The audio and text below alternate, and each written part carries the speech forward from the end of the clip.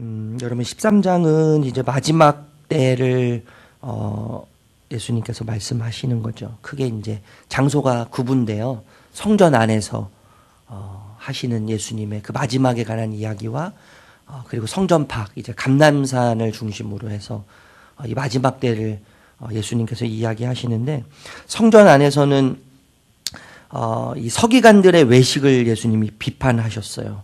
그리고 그 서기관들 외식하는 자들과 대조해서 이제 과부의 헌신, 전부를 드린 이 과부의 헌신에 대해서 예수님께서 칭찬하시잖아요. 그녀가 드린 것은 전부예요, 전부.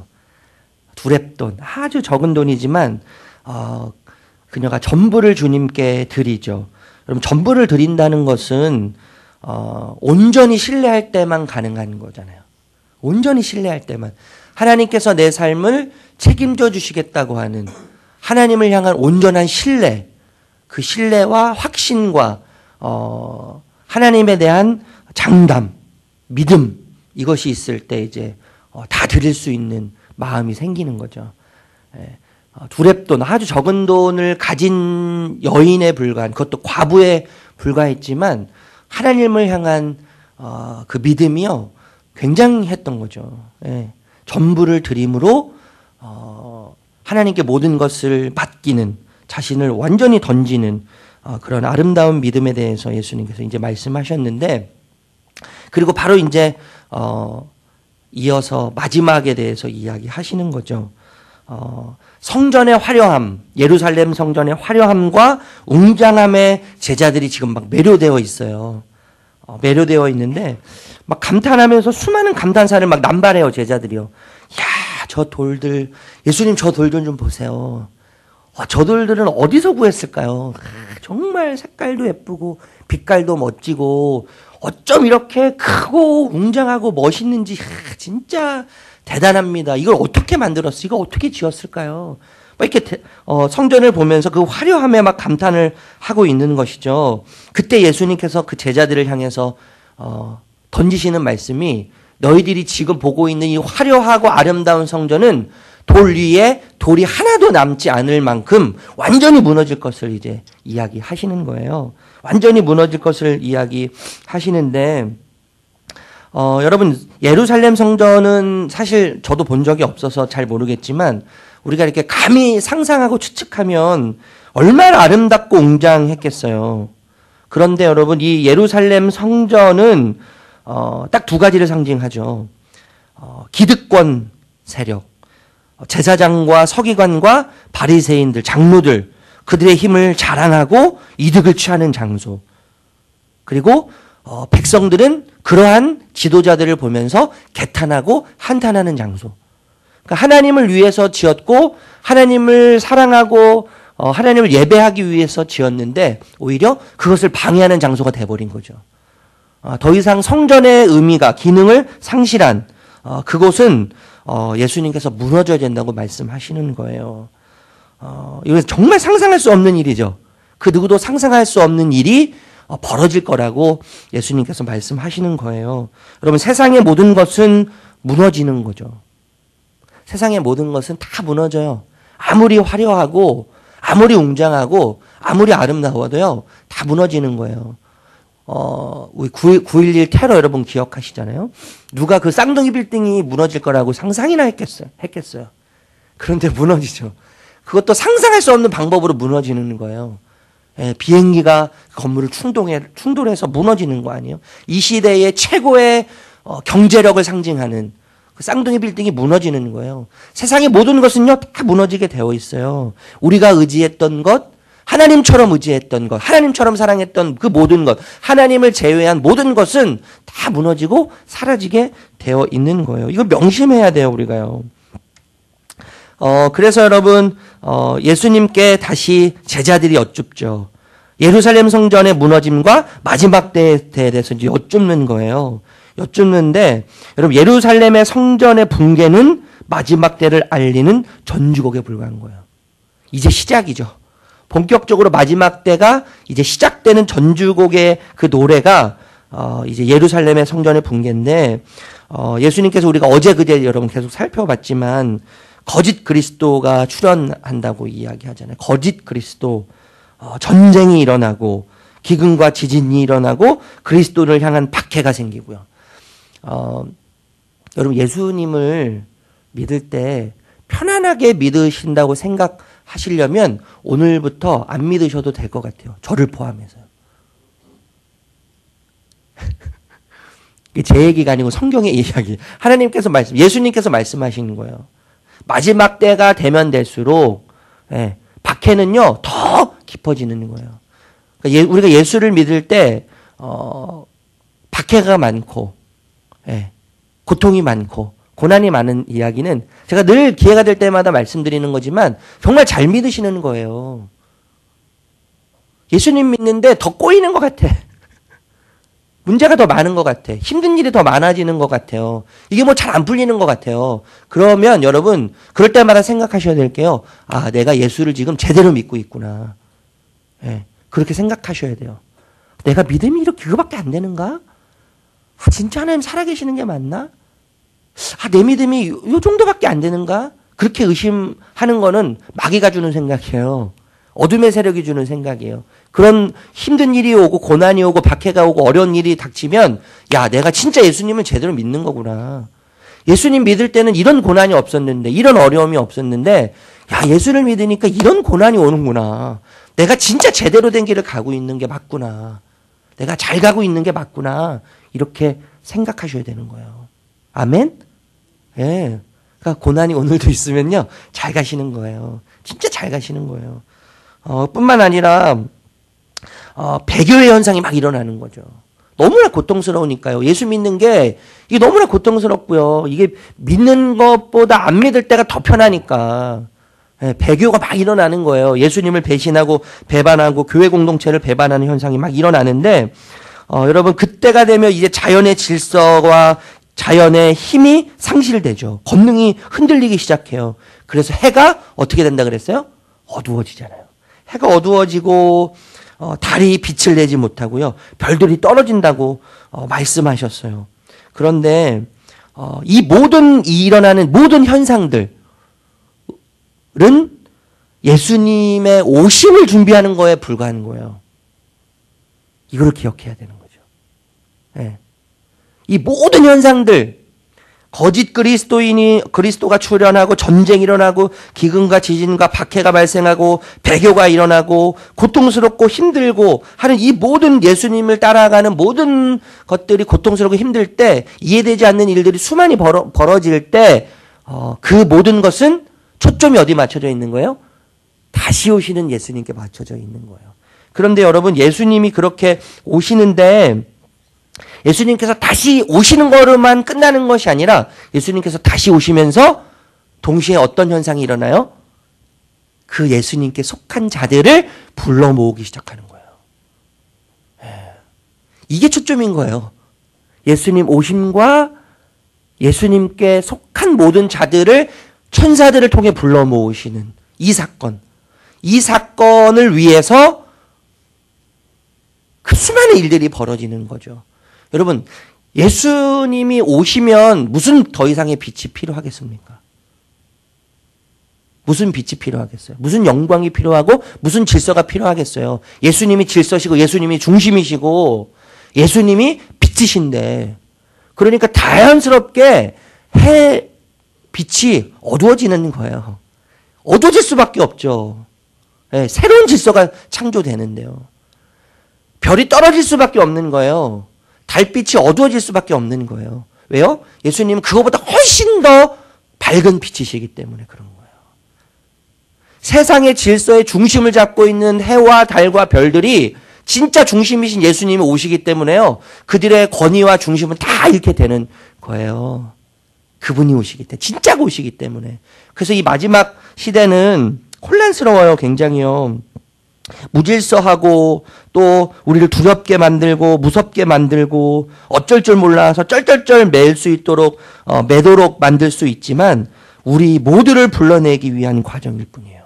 그리고 다시 그 우리를 부르신 우리를 선택하신 그 주님을 만나기 위한 과정일 뿐이죠. 그래서 이 모든 과정을 통해서 진정한 주인이 누구신지, 그리고 왕이 누구신지, 진짜가 무엇인지가 드러나는 거죠. 예. 그래서 여러분 이 시간은, 이 마지막 때 시간은요, 진짜와 가짜가 구분되고 밝혀지는 시간이에요. 그리고 약속이 이루어지는 시간이에요. 여러분 얼마나 경이로워요. 이 시간이요. 이 마지막 때가 얼마나 경이로워요. 얼마나 영광스러워요. 얼마나 이 기쁨이 넘치는 시간이에요. 우리 좀 전에 그런 찬양 했잖아요. 구주를 생각만 해도 이렇게 좋거든. 주 얼굴 배울 때야 얼마나 기쁘랴. 네. 저는 막 눈물이 나요. 주님을 만날 생각하면. 제가 그렇다고 빨리 뭐 천국을 가고 싶다 그런 건 아닌데 그래도 이게 주님을 생각하면요 막 너무 행복한 거죠. 네. 주님을 생각하면 너무 행복한데 그 주님을 만날 생각을 하면 힘이 나는 거예요. 더 행복해요. 뭐든지 이겨낼 수 있는 힘이 거기서 나오기 시작하는 거예요. 그런데 이제 예수님께서요 언제 오시는지, 그때가 막 이제 이렇게 진행이 되는데, 마지막 때가 진행이 되는데 예수님이 그러면 언제 오시는지 그때에 대해서 말씀하시는데 무화과 나무의 비유를 통해서 이제 말씀하기 시작하시는 거죠. 28절 읽어볼게요. 28절 시작. 잎사귀를 내면 여름이 가까운 줄 아나니. 여러분 여름 때가 이스라엘 이 중동 지방의 여름 때가 되면은요 이제 그 무화과 나무의 가지가 연해진대요. 그리고 거기서 잎이 나기 시작하는 거죠. 그러면 여름이 이제 곧 오는구나라는 것을 안다는 거예요. 마치 그런 것처럼 이거 자연현상이 이런 일들이 벌어질 때 여름이 봄이 지나고 여름이 오는 것처럼, 누가 의심하겠어요 이거를. 지금 봄이 오잖아요. 벚꽃이 피고 황사가 오면 이제 봄이구나. 우리가 알잖아요. 이제 꽃이 아니라 황사예요. 봄이 오는 신호는 황사가 돼버렸는데 요즘에는 뭐 시도 때도 없이 황사가 오죠. 여름도 오고 뭐 가을도 오고 오는데 여러분 이거 자연의 이치잖아요. 자연의 현상. 그 의심할 이유가 없는 거예요. 예수님께서 단순히 이것을 여름 무화과 나무를 통해서 여름이 오는 것을 비유하신 차원을 넘어서서 아주 자연스러운 거에 대해서 이야기하시는 거예요. 예수님이 오시는 것은 아주 자연스러운 거예요. 의심할 이유가 없는 거예요. 그런데 우리는 예수님이 오시지 않을 것처럼 오늘 살잖아요. 예수님이 결코 오시지 않을 것처럼 오늘을 사는 자들이 우리인지도 모르겠어요. 그렇게 우리는 살 때가 너무나 많잖아요. 예수님이 안 오실 것처럼. 예수님의 다시 오심을 망각하고 예수님이 결코 다시 오지 않을 것을 확신하고 세상을 향해서 예수 그리스도를 믿지 않는 자들을 향해서 예수님이 다시 오시지 않을 것이라고 말하는 것처럼 살 때가 있죠. 우리가요. 저도 그럴 때가 있어요. 근데 예수님 반드시 다시 오시는데 그렇게 말씀하시는 예수님에 대해서 제자들이 이런 질문을 하죠. 그러면 이런 때가 진짜 언제입니까? 정확하게 좀 알려주십시오. 그때 예수님께서요 이런 표현을 하세요. 이 세대가 가기 전에 다 일어날 것이다. 이렇게 말씀하시잖아요. 이 세대가 가기 전에 다 일어날 것이다. 30절 읽어볼게요. 30절 시작.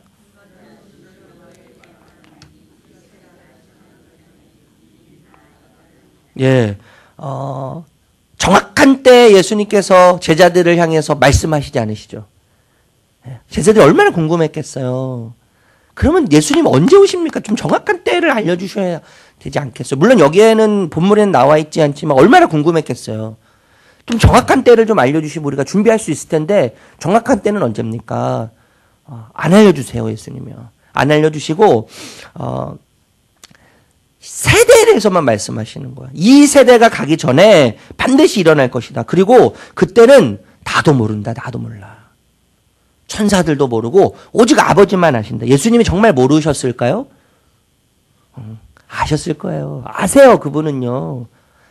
네, 근데 예수님께서 모르신다고 하신 이유는 지금 인간으로서의 자기 자신을 제한하면서 신이신 하나님의 자리를 침범하지 않는 거죠.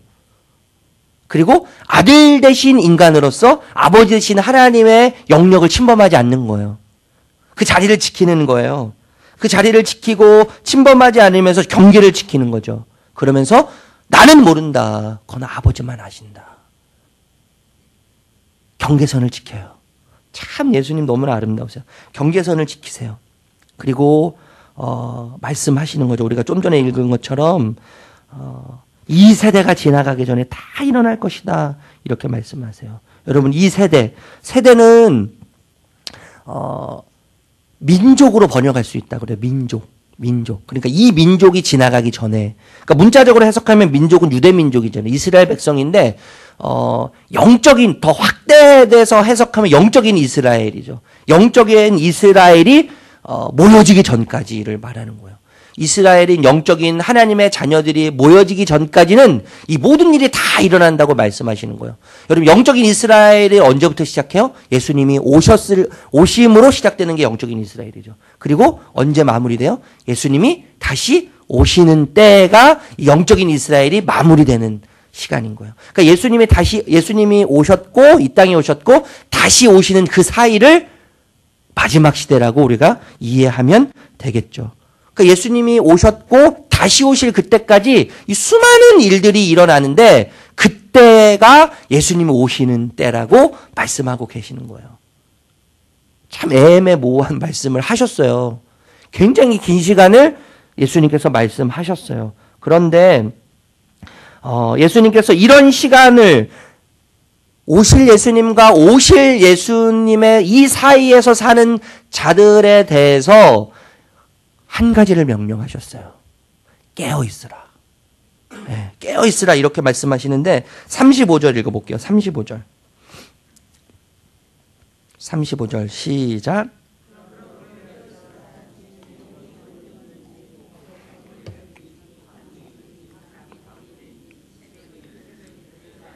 우리 36절 37절도 읽어보겠습니다. 그가 호련히 와서 너희가 자는 것을 보지 않도록 하라. 깨어있으라. 내가 너희에게 하는 이 말은 모든 사람에게 하는 말이니 하시니라. 예수님께서 깨어있으라고 말씀하시면서 이 말씀은 그 당시에 제자들뿐만 아니라 이 글을 읽는 모두를 위해서 하신 말씀이라고 예수님께서 그렇게 이야기하세요. 그러니까 우리 모두를 위한 말씀인 거예요. 깨어있으라. 깨어있으라 아주 쉽게 이야기하면 계산하지 말라는 거예요. 네. 계산하지 말라고 하시는데 근데 예수님께서요 깨어있으라고 하시면서 이 깨어있으라는 의미가 어떤 의미인지를 가르쳐 주시는데 비유를 통해서 가르쳐 주시거든요. 비유. 어떤 비유를 드셨어요? 34절 말씀 읽어볼게요. 34절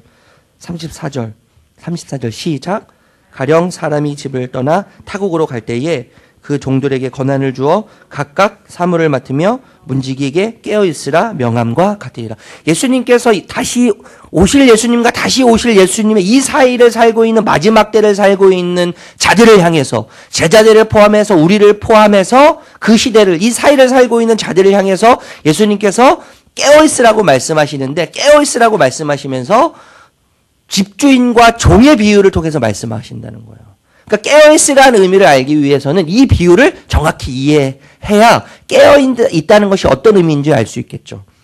여러분, 저는 이렇게 한번 정리해봤어요. 깨어있으라.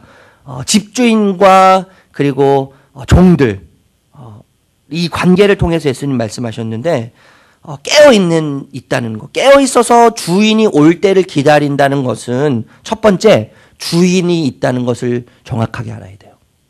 주인이 있다. 그리고 두 번째는 뭐예요? 나는 종이다. 네. 이것을 인식하고 있어야 돼요. 그리고 세 번째, 집주인이 반드시 온다. 이걸 알아야죠. 그런데 네 번째 뭐예요? 언제 올는지는 모른다. 네. 집주인이 있다는 것을 알고 나는 종이라는 것을 인식하고 집주인이 반드시 오는데 언제 오는지는 모르는 거예요. 집주인이 오는 것은 미래죠. 그리고 집주인이 종에게 여러 가지 사무일을 맡긴 것은 현재예요. 집주인이 지금 오지 않고 앞으로 올 건데 이 이 집주인, 앞으로 올 미래를 준비하는 종들이 집주인을 맞이하는 것은 주인이 자신에게, 종에게 맡겨진 임무를 충실히 뭐 하는 거예요? 수행하는 거예요. 현실을 사는 거죠. 미래를 준비하는 것은 현실을 사는 거예요. 그래서 여러분, 우리의 주인 되신 예수 그리스도를 기다리고 깨어서 기다린다는 것은, 깨어 있으라고 이 예수님의 말씀은 미래에 다시 오실 예수님을 의식하면서 오늘을 사는 것을 말하는 거죠.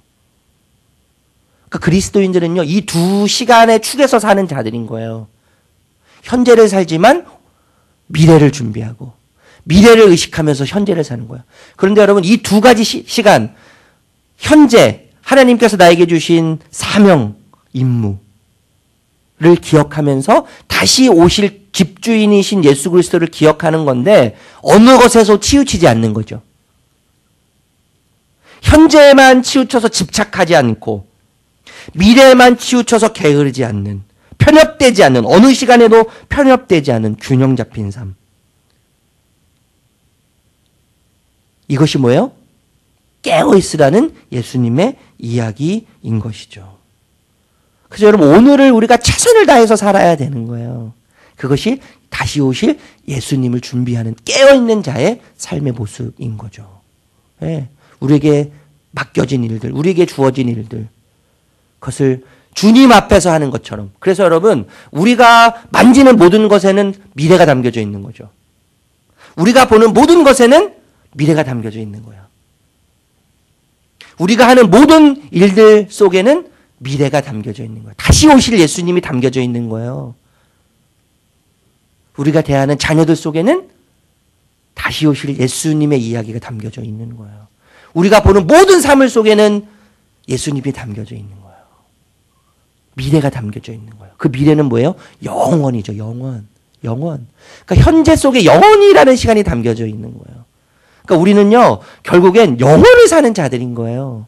영원. 현재를 살지만 미래를 준비함으로 그 미래는 영원히 시작되는 미래인데 현재를 삶으로 영원이라는 시간 속에서 영원을 내 삶에 담아냄으로, 그 영원의 시간의 주인이신 예수 그리스도를 담아냄으로 오늘을 사는 자들. 그것이 뭐예요? 깨어있는 자로 사는 거예요. 깨어있는 자로. 그래서 여러분, 깨어있는 자들은 계산하지 않아요. 계산하지 않는다는 말은 비교하지 않는다는 거예요. 비교하지 않아요. 누군가 비교하지 않아요. 마가복음을 통해서, 복음서를 통해서 늘 이야기하는 거예요. 예수님이 누구신가? 그리고 그 예수님 앞에 서 있는 내가 누구인가? 그게 정말 중요한 거예요. 그리고 그 예수님을 통해서 사물을 보고, 사람을 보고, 나에게 일어날 일들을 보고, 그 속에서 예수님을 보고, 그 속에서 현재를 살지만 영혼을 담아내는, 영혼을 살아가는 은혜가 저와 여러분들에게 있는 줄로 믿습니다. 그래서 여러분, 우리가 이 세상을 사는 힘이 여기서부터 시작되는 거예요. 오늘 담겨져 있는 거예요. 예수 그리스도를 통해서. 예수 그리스도를 봄으로, 예수 그리스도를 만짐으로, 예수 그리스도를 느낌으로, 오늘 삶 속에서 그분이 주시는 힘으로, 그분이 주시는 에너지로 그분과 함께 오늘 하루를 살아갈 수 있는 저와 여러분들 되시기를 주님의 이름으로 축복합니다. 기도하겠습니다.